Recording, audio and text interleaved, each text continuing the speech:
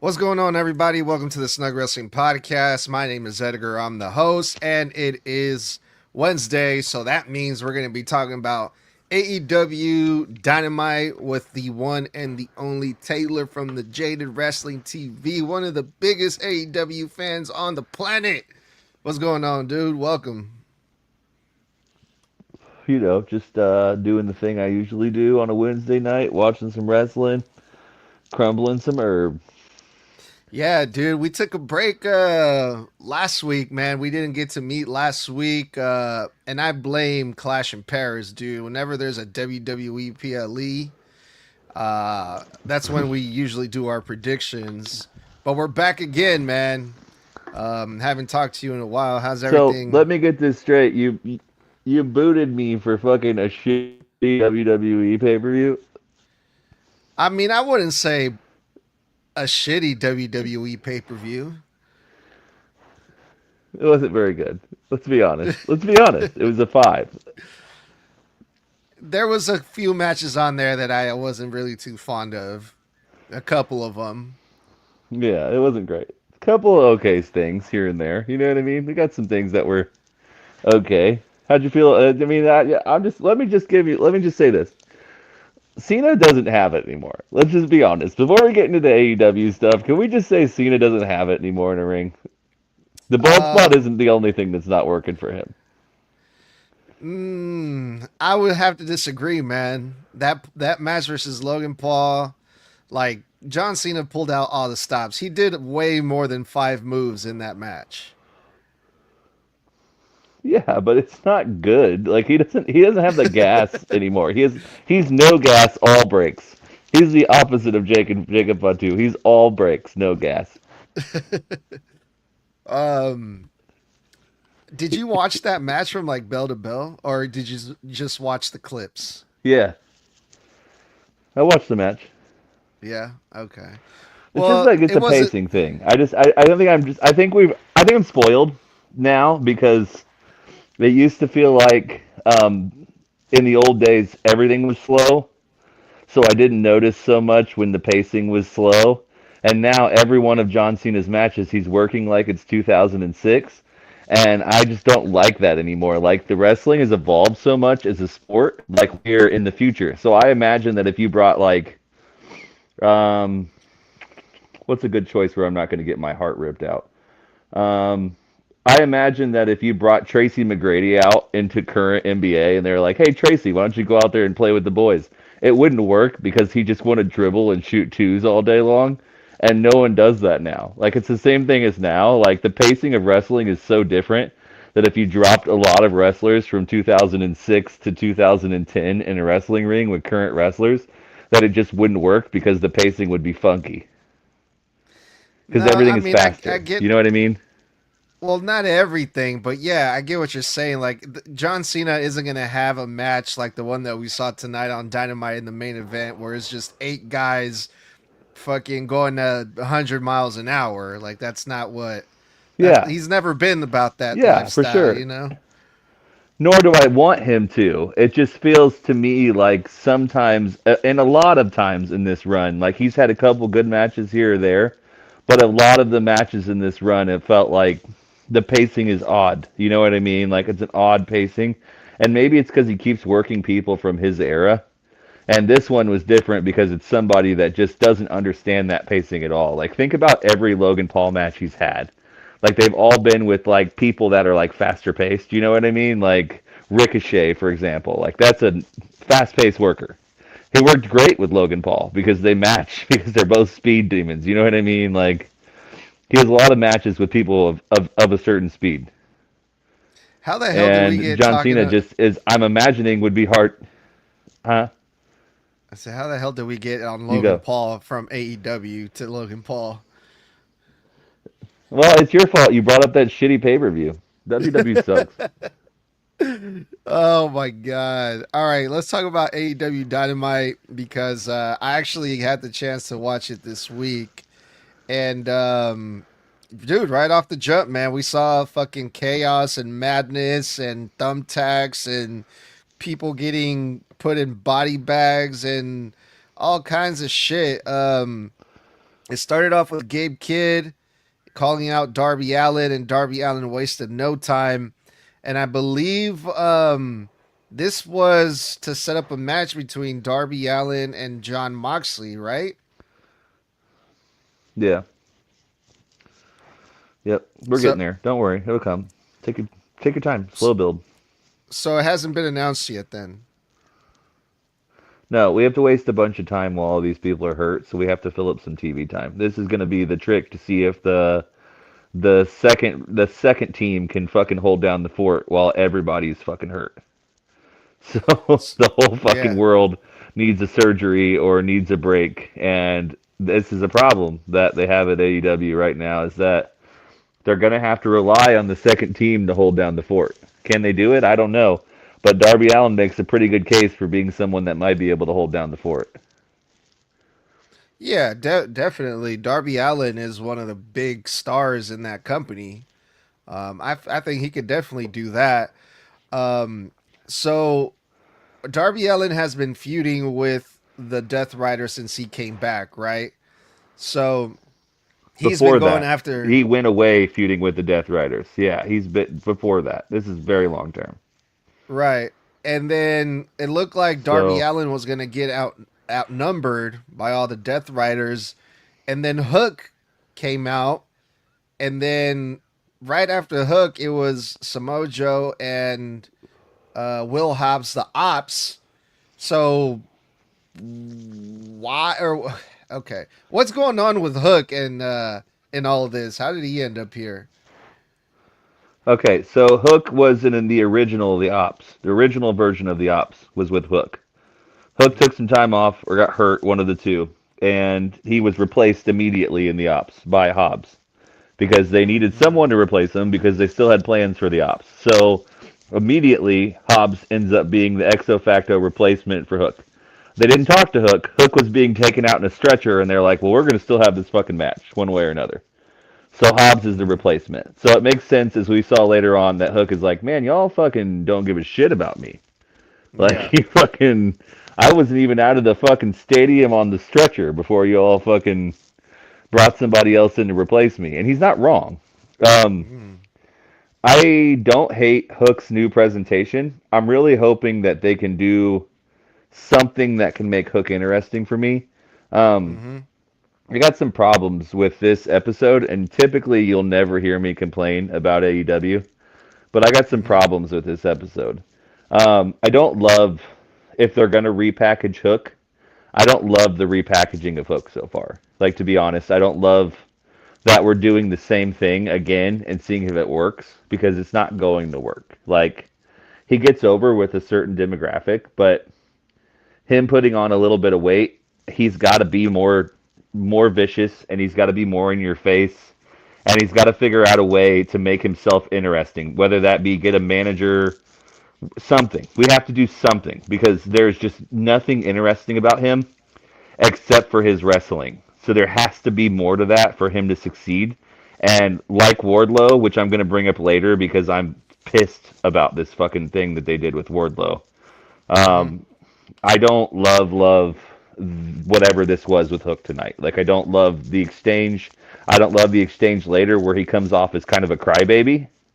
Mm-hmm. I don't love a lot of it, like to be honest. Unless they're gearing up to turn Hook heel, I don't really understand the point of bringing him back and him doing like at the end of that segment with the ops later where they're talking, he does this like like face, and it's like this is not the way you want to present him if you want him to get over with these fans. It's Mm-hmm. the wrong way to go about it. He's gonna fail again, and they're gonna have to fucking try this again and again and again. And there's a bunch of guys on the roster that they have this problem with that can't fucking get over. Hook being one of them, and Hook was super over at the beginning. I don't know if you were watching AEW back then, Yeah, I but when remember he he was got having here, he like was super squash fucking over. matches. Yeah. People loved him. People loved him. And I remember the first AEW I went to live, the crowd was really, really into Hook. I've always kind of felt the same way I do about Hook as I do now. But like I'm telling you, like the young people in that crowd really, really love Hook. And he's got something. We just have to figure out what the fuck that is. And right now, it's not working. So the analogy of Tony putting you up to the plate to swing, for me, he's continually striking out, Hmm. Yeah, that was one of the things too that and I was it's wondering about. I was like, so when Darby Allin was getting outnumbered, they did the big entrance for Hook, right? They shut off all the lights and then they played Hook's music, which by the way, that's a I don't think that's a very good song for Hook. It seemed like very boring the song compared to the one he had before, especially the way that do Hook you know the walked out. backstory? Do you know the tricky backstory behind the theme song and why they changed it? I heard he Hook or So AEW had a falling out with Action Bronson or something like that, right? that's what it is. So Action Bronson went to fucking a podcast or Twitter or something to air out his grievances with AEW. So this is Oh their way of wow. saying, all right, cool, we can do that. That's fine. What So was it? What he was did a it very over? public. He said that the atmosphere backstage at WWE is a lot more friendly than the atmosphere at AEW, and none of the AEW wrestlers want to talk to you or give you the time of day, while the WWE people all were like talking to him and hanging out with him or something like that. And he just Hmm. didn't like the atmosphere. He thought it wasn't very cool of an atmosphere at AEW, whereas WWE apparently is the spot and where he's supposed to be. Which you know what that means? They paid him. Oh, I think I remember So hearing something like that. Yeah, this was a while ago though, he was right? When pissed he because said they this. didn't. He was also pissed because they didn't want to bring him back for another round though, because the first one was so unsuccessful. That's part of it. It's the Eric Bischoff thing where Eric Bischoff is angry because they won't bring him back on TV at AEW, so he just shits all over him all the time. They didn't want to bring Action Bronson back because he's not a great actor and the segment didn't go great and it just was rough. So why bring someone back that sucks?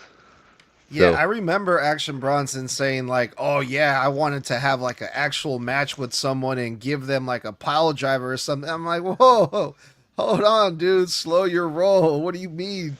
He wanted to actually be like involved in a major way in AEW, which I don't know if you can just go in there and do that unless you're like, I don't know, fucking Logan Paul or something or Jelly Roll apparently. well, they let Shaq do it. So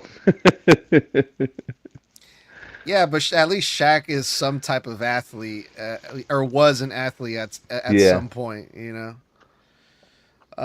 But yeah, so going back to Hook, he comes out, he gets the big entrance, he gets the pop, and then Samoa Joe and Will Hobbs come running behind him, and then Hook doesn't even get involved. He doesn't even do anything other than that. He just came out and he kind of just stood there in the ramp looking dumbfounded, right? Is it it felt like that was the gear up to maybe get this fucking Tony wants to settle these stories. Like he's got so many loose end stories going on because people keep getting hurt and he keeps having to change the way things are going. So he made the big mistake when Adam Cole got hurt to just scrap the story and move on. And the world burned when he came back and they dropped the whole devil thing. So now every time he needs to scrap a story, he's terrified to scrap a story, in my opinion. Like I think every time that somebody comes back, he's like, okay, well we got to tie up these loose ends. It's the same thing with Christian and Edge. Like he's got to tie up Christian's backstory before we get on to move on with Edge and Christian. You know what I mean? It's the same idea. Yeah. It's he comes back. He's like, well, we can't just have him come back. We've got to have him interact with Samoa Joe and make sure that they're good first, because then he can't move on. But to be honest, maybe just have him attack the ops and just go about your day. You know what I mean? I don't know Yeah. if I want him to be a face. Does Hook really need to be a face? Like that's the God's honest question at the end of the day. Is why in the hell are they so afraid to turn Hook heel? Yeah, I don't know. But I mean, there's some stories that I feel like if they don't address them, like it'll be okay, like this one. Do you think a lot of AEW fans will actually remember, or if they do, care that Samoa Joe and Hook were in a tag team a long time ago, or they're just glad a Hook is back. Period. Well, I don't know. So I think when he came back last week, I talked to my friend about it, and he even said he's like, they're gonna have to address the elephant in the room, and the elephant in the room is Mm. that they just dropped him like a sack of potatoes and moved on with their life. And I knew it was coming. I just didn't know that they were going to do it so fast. And I think that's the reason why he was dumbfounded tonight is because he's like, fuck you all you doing out here? Like, y'all don't like me. Like, what are you doing out here? Why are you trying to save my ass? Like, I don't, what are you Mm-hmm. doing? Like, you don't care about me at all. So, which makes sense. It also was a really good push to, I don't know if you remember when it happened, but it really helped Powerhouse Hobbs get back on the right track because Powerhouse Hobbs is another guy just like Hook that was kind of like wandering. Like, they'd give him a couple gimmicks, they'd scrap a gimmick here. Like, the Book of Hobbs didn't last very long. They threw that to the side. So he's another guy that's like floundering, kind of. It's like we got to figure out something to get this guy over. And him being in the ops really did push him in a direction. You know what I mean? Like I don't know if it's a good direction, but it's a direction that gets him on TV almost every week. It's got. I mean, it's so it's something, which I mean is more than we can say for a lot of people. Yeah. All right. Let's go to the opening match. It was Mercedes Monet versus your girl, or I should say Will Ospreay's girl. Alex Windsor is her name, right? Yep, yep. I need you to say Windsor when you say it from now on, though. Oh Make yeah, sure that that's how we're she says it. saying it. Yeah. So I love Yeah. this match. I know that you didn't because you hate everything that Mercedes does. You're a classic hater. That's what we call you, a cup of hater, I'm the if you biggest will. hater there is. Now, you know what? I didn't completely hate this match. It wasn't too much for me to bitch and complain about, but it also wasn't like anything to go riding home for. It wasn't like, "Oh my god, this match is amazing," but it wasn't terrible either. I Alex mean, Windsor, Alex Windsor has a thing like she is really, really good, and you can tell that there's potential behind there somewhere. And she's got a move set on her of like some real tough fucking moves. It's just she's got to get the TV spots down to make sure that she hits the moves the correct way in front of the hard camera. Because there was a couple times tonight where she hit awesome moves, and it's like, oh, we're just a little bit off where we need to be, like just a tiny, tiny bit. You know what I mean? Like that Tiger Driver is was gross, but it was like the timing of it just seemed a touch off. And I don't know if I'm just being finicky with Alex Windsor because we have such high hopes for her as AEW fans. But and I say we like I'm run the company or something. But yeah, I think tonight was a good testament that she's really, really, really talented. We're just not right there yet. You know what I mean? We're getting closer and closer every week. And I have nothing but nice things to say about Mercedes. If you'd like, I can give you a list of all the great things she did tonight. no, I mean, when it comes to Mercedes, like she talks a big game on the mic. She comes off as like this really bitchy heel, which she is. But then when the bell rings in the middle of the ring, I feel like she kind of wrestles like a baby face. Like I just want to see Mercedes Monet, show that evilness or nastiness in the ring and not just on the mic because I felt like she was wrestling way too clean versus Alex Windsor, and I'm just like, well, that's it. I just felt like I was watching a babyface versus a babyface match tonight. That's what it felt like. How do you figure? How do you get away with saying this every week? Like, none of that's true. Like, she held the fucking bank statement after the fucking bell. Typical heel work. I'm She talking pushed about away from the during the ropes several match. times. That's no during the match. She had her in the bank statement, and every time she'd reach the ropes, she'd flip her over, so she had to be away from the ropes. Heel move. Like there's tons of That's shit that she does that's heel aesthetic shit. Like that's a heel move though. To be like, okay, well I'm not gonna beat you clean. I'm gonna flip you over here to make sure that you don't get near these fucking ropes. That's a heel move. By doing it with her well, feet. It's the way that a heel would do it. she needs to. Also, that bank I'm not. statement, woo! She needs to be Clean. more heelish. I feel like, man, this match was just too like too plain. It was just a match. Like there was really nothing really too interesting in here that really stood out. It was just two women doing wrestling moves on each other, and that was it. Hey, joke's on you. This is a wrestling show. Yeah, yeah, okay. I No, just, I understand that, but it's a, sometimes This, in fact, is a show where women and men wrestle in a ring. Yeah, yeah, I guess. Uh, I guess. I mean, you watch baseball and you're like, I wish they'd never catch the ball. You know what I mean? Like, I don't understand what we're doing here. Again, I just go back to if Mercedes Monet was a little more, I don't know, ruthless or bitchy or heelish or just make me care more about the babyface. Like, oh, I want to see the babyface beat the fuck out of Mercedes or something. But she didn't really do none of that. She was just, it was Yeah, I just think just a I think we match. can equate that to Alex Windsor being a plain face though too. Like she's kind of a plain baby face. So you fit what you got to fit. You know, she kisses Tony Storm. She has a straight match with Alex Windsor. She has a violent match with Athena. She's a chameleon. Whoever she's wrestling, she wrestles that style, which is what I think I like about her the most. Is she just chameleons herself to wrestling whatever style the person is, and that's what good wrestlers do. Like that's why she can have a match with any woman on the roster is because she chameleons herself to their style. That's Mercedes, always been Mercedes' MO, though. She wrestles whatever style the wrestler is. Like, I don't know if you recall that match with Bianca Belair that I'm so fucking fond of. But she wrestled Bianca's style, and it's why Bianca looks so fucking good in that match. Like, because Mercedes can chameleon to whatever you have and make it work. That's why I've always been such a big fan of her. She doesn't necessarily need all the belts to make you look like $1,000,000. You know what I mean? And Hmm. that's what a good wrestler does, in my opinion. Like she makes everybody Riho she is back. wrestles good. That's Riho exciting. is I back. don't. Do you love her?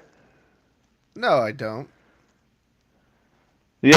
But Well, is this here we go. Let me just give you. I need 10 seconds of all of the things that you dislike about Riho. Go. no, no, I was just saying, like, is this the first time that we've seen Riho come back? Like, this is the first time we've seen her in like how long? Since last year, she was on TV at some point. At least it might have been earlier this year, but she was So, definitely on TV at some point. I don't know when. It's been a while. well, she hasn't. Riho hasn't been around. I mean, has she had any confrontation with Mercedes Monet at any point, like in the past year or No, but whatever? she's the first AEW Women's Champion though, so she's definitely has some gravitas behind her. If you don't have anybody to face Mercedes and she's went through the whole roster, why not give her something interesting like Rio? There's some shit that Rio does that I've never seen anywhere else, dude. She's interesting. I don't know that it's going to be a stellar program with Mercedes and her on a microphone, but I can tell you that that match is going to be weird. Well, yeah. I mean, Riho came back and attacked Mercedes Monet out of nowhere for no reason, and she gets a championship match right off the bat. How does that Oh, work? wait a minute. You say no wait a minute. Not no reason. She was fucking choking Alex Windsor out in the middle of the ring after the bell was over. She was choking her Okay. out, so Rio came back to be like, "Hey man, listen, I'm a good girl and you're being bad right now. And watch this as I beat you up." That's face stuff, right? Very, Face very, 101. yeah. Very interesting stuff The here. same thing That's WWE does. Just somebody pops up to make the save. You know what I mean? no, actually, I don't. You don't, you don't remember. Somebody's got to pop up to make the save. Who else is going to do it? Everybody else is busy.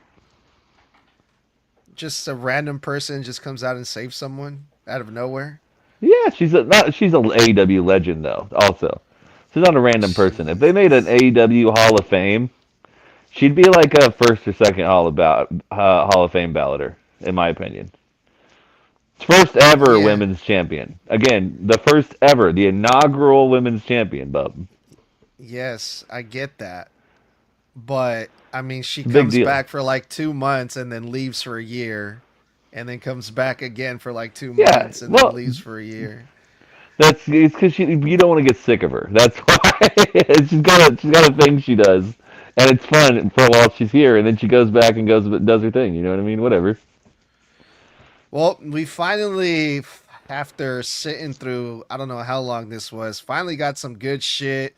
something that I actually care about and that I'm interested in, and that's Mark Briscoe. And Mark Briscoe being, he's not the most like best talking guy or like the most smartest guy on the mic or whatever, but at least he can get a point across and make it make sense. Because last week I didn't watch Dynamite, I didn't watch Collision, but in this short, not even 2 minute promo, Mark Briscoe explained everything. I want the TNT Championship, but Don Callis says that I have to go through his little goons in order for me to get to Kyle Fletcher. So Don Callis, come on out here and tell me who is it going to be? Who am I going to face? And I'm like, wonderful. Thank you, Mark Briscoe. Now we're getting somewhere. Now we know what we're getting. And I can't wait to see Mark Briscoe versus Kyle Fletcher. But first, he's got to face Takeshita at Collision. Another great match that I'm actually going to make it a point to tune into Collision this Saturday just to watch that match. But first, before all of that, we got to see Mark Briscoe versus Lance Archer because why not? Mark Briscoe's out there for a fight, and I'm like, did they really just put Mark Briscoe out here just to make the announcement and he's not going to wrestle? Come on. But luckily he did. We got Mark Briscoe versus Lance Archer, and I was like, oh, finally some good stuff here. But what did you think about all that? Okay, so I have a lot to say about this. I hated this. I hated this so much. And I very rarely hate AEW stuff. Once again, I try to come on your show and only breathe positivity. I never want to come on here and shit on AEW. Okay? But I have a lot of problems with this. So I'm going to start with the elephant in the room. Wardlow came back. Where the fuck is Wardlow at, dude? Why would you have that fucking guy wrestle instead of Wardlow? It's the same fucking thing, except for Wardlow hasn't wrestled in 2 years. Everybody's fucking missing him. Nobody wants to see Lance Archer wrestle. Nobody wants him around, period. Like, I saw a post the other day. It was top 5 wrestlers that make me want to leave the room and turn off the TV. And my list that I made for sure had Lance Archer on it. For sure had Lance Archer on it. I'm sure you can guess the second one, which is also in AEW. Then he's bald and he's big and he's muscular. So I don't particularly love giant dudes wrestling. I don't really like Wardlow either, to be honest. But my problem is if we're gonna bring him back and we're gonna put him in the Don Callis family, where the fuck is he? That's a good question. What are we doing, dude? Like, Well, they just brought him back, so I don't think they want to beat Wardlow right away because Mark Briscoe had to go over tonight, so it made sense to put him over Lance Archer because they but what the probably don't fuck is really he gonna have. do in the Don Callis family, dude? The only thing he's gonna do is lose. All of them lose, except for Yeah, but Takeshita and fucking Kyle Fletcher. The rest of those dudes just lose. Like he's just there wait, to be in a tag team with fucking Murder Hawk Monster, whatever the fuck his stupid name is. He's not there to win. He's there to lose, but he's got to get himself over, dude. And he can't get himself over if he's not on fucking TV. yeah, Where the that's a fuck is good he? point. Making a movie? No, you that's a good I, point. I completely forgot about Wardlow. I mean, I didn't watch Dynamite last night, so I forgot that he was even there. But when it comes to Lance Archer, I would think that because you're not such a big fan of his, that you would actually like to see Lance Archer get beat, and he did tonight versus Mark Briscoe. okay. Let me be clear. I'd rather watch him wrestle than Rocky Romero. Hmm. So I mean, it's really like a pick your poison here of two things that I really don't want to see on an episode of AEW Dynamite. Rocky Romero wrestling anyone or Lance Archer wrestling anyone. Like, neither one of them do a fucking thing for me. Like, you couldn't put together a worse couple of wrestlers in a faction for me than those two. Like, there's nothing that they do. And honestly, wrong guy got hurt. I know that's so fucked up to say that. Like, but Brian Cage is so much better than both of them put together. Like, the wrong guy got hurt. Like, I'm so upset he got hurt, and we don't get to see him every week for fucking months. Not that I'm wishing that Lance Archer would get hurt. I'm just wishing that Brian Cage didn't get hurt. because I really miss him, dude. Yeah. He's one of the few big guys that I really enjoy. Well, let's go on to the next match here really quick because I was gonna say WWE, the AEW Tag Team Champions Bro Dito defended versus Wheeler Yuta and Claudio. And I'm sorry, but fuck, man. Every time Wheeler Yuta comes in my screen, I automatically just tune out. But at the end He's on of your list. He's on your list, dude. He's on your 5 wrestlers that make you want to leave a room and turn off the TV. Wheeler Yuta's on your list. Yeah, he is, dude. But you know what? This match did get a little interesting for me as soon as John Moxley came out because you know that they like to play the numbers game, and I was like, okay, they're fucked. Like, we're gonna get new tag team champions here because this is typical Death Rider gimmick, right? They come Mm-hmm. out, they interfere Yeah. in their matches, and they win most of their matches. And I was getting ready to say, "Oh, we're getting new champions," but no. Luckily, Darby Allin came out, saved, even out the odds. Brodito retained their championships, man. But I thought it was a great way to end this match. To be honest, they had me going here. But what did you think about this match? Well, so I don't know if I just missed it, but did Wheeler Yuta and Claudio get new theme music? I don't Was know. that a different I didn't theme? pay. I think that's a different theme and a different entrance, and I thought it was kind of badass, if I'm being honest. Like, I really fucked with the way them not having John Moxley to fucking just when he walks like an ostrich. It really drives me nuts. He's like, it's like just fucking stop moving your head, dog. Like, quit. You're being weird. But I thought this match was phenomenal, dude. I can't say enough for how good those two are together and how good they look together. Like they really do look like a wonderfully well put together tag team. I really fucking enjoy it. And I know you hate Wheeler, but Wheeler's a great hand, man. Just same for Claudio. They're great hands, dude. They can make people look good. They might not be the most interesting fucking guys on the block, but they'll make you look good. And that's sometimes what you need in wrestling. You know what I mean? um, One of the things that I was really hyped about this was I thought we were about to see Brody King hit the Macarena, but that didn't happen. We can only dream, buddy. If I I could just get think Brody King dancing at all in all matches, I want Brody King's new gimmick to be what Daniel Garcia's used to be. no, no, but I think they should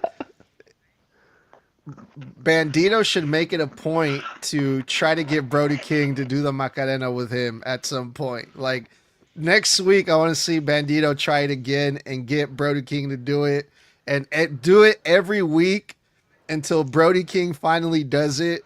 And I think that'll pop the crowd in a major way. This feels very reminiscent of the time they tried to get the Undertaker to do the Spinneroonie. Do you know what I'm talking about? Yeah.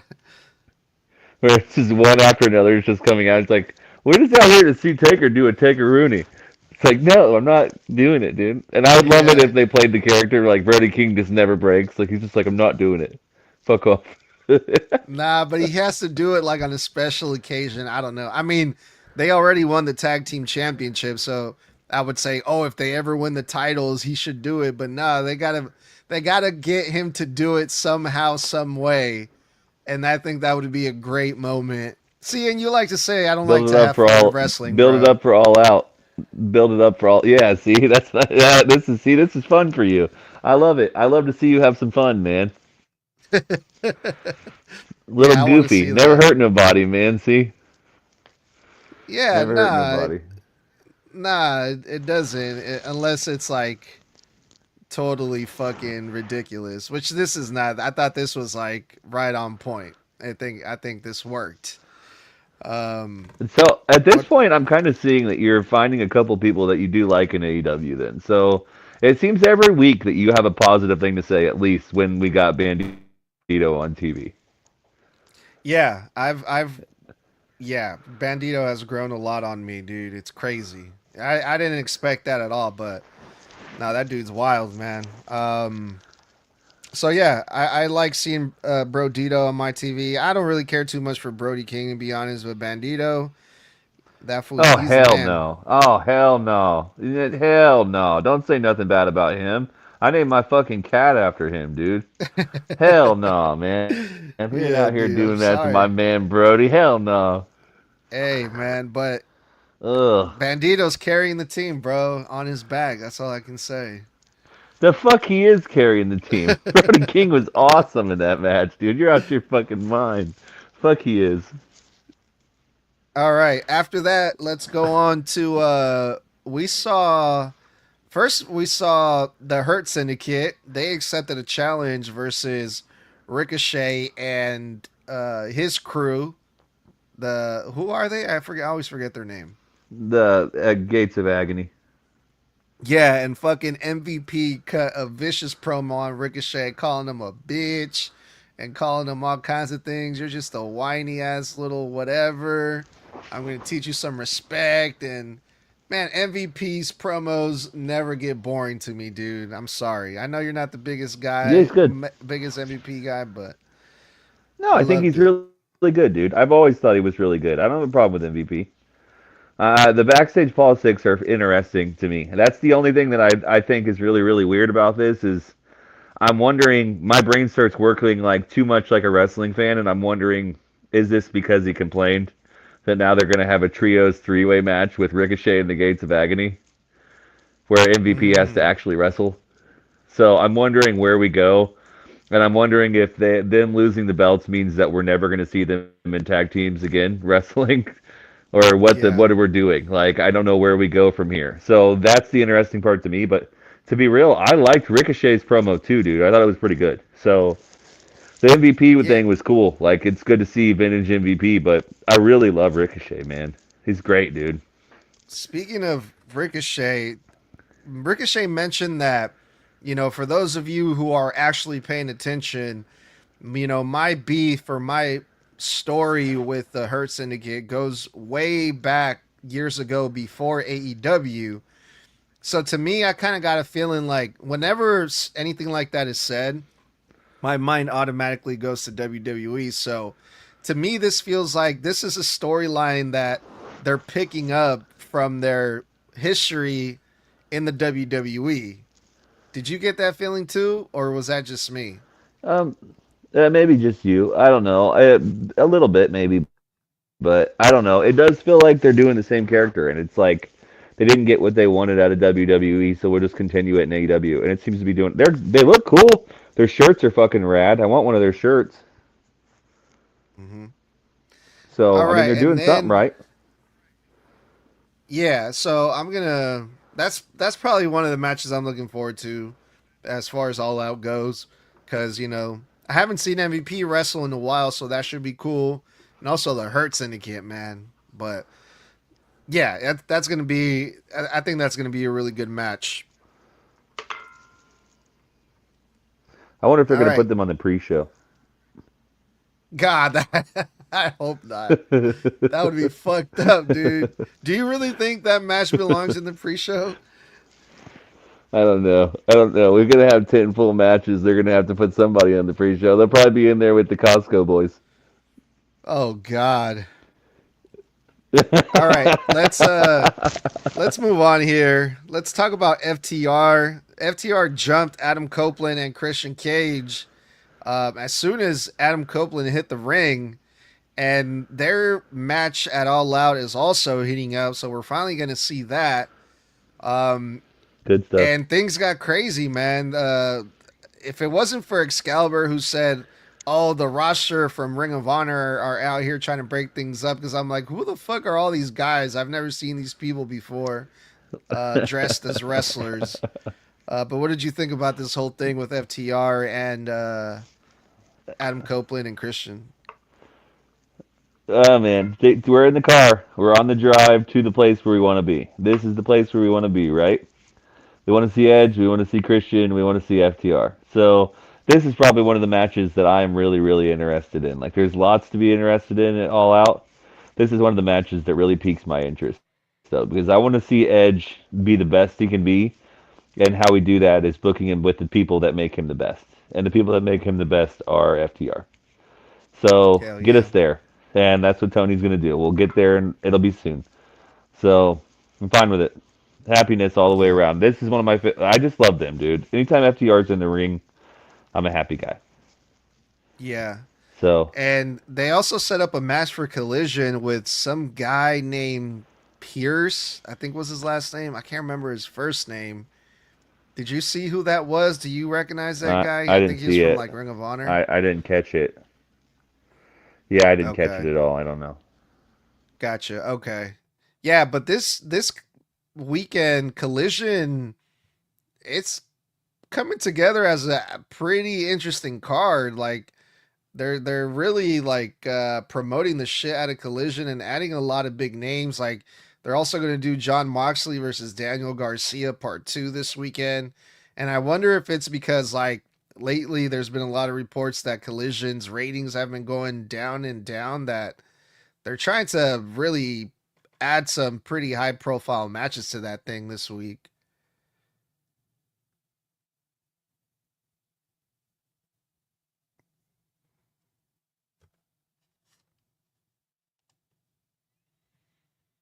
Uh-oh. What happened?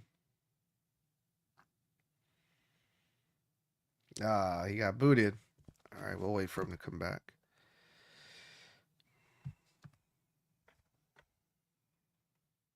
Looks like we're having some technical difficulties.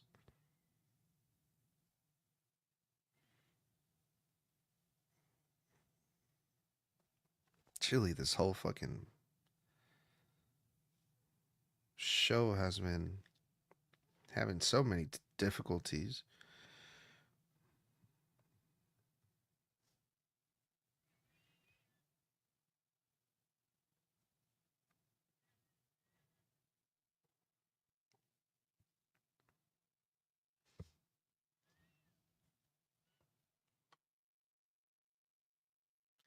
Well, I'm just gonna just wrap it up here, to be honest. I mean, we had the 8-man tag team match. Um it was, who was it? I don't even remember who it was. It was Kyle Fletcher, the Bucks, and who was the fourth guy? Oh yeah, Josh Alexander. Yeah.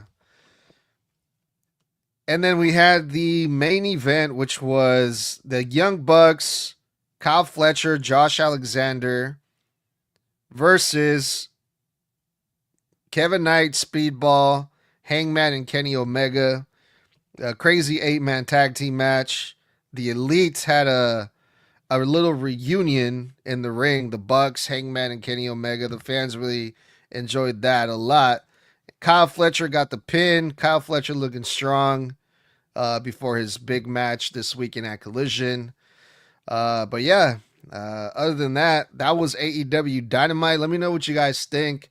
Leave a star rating and review, and we will see you next time.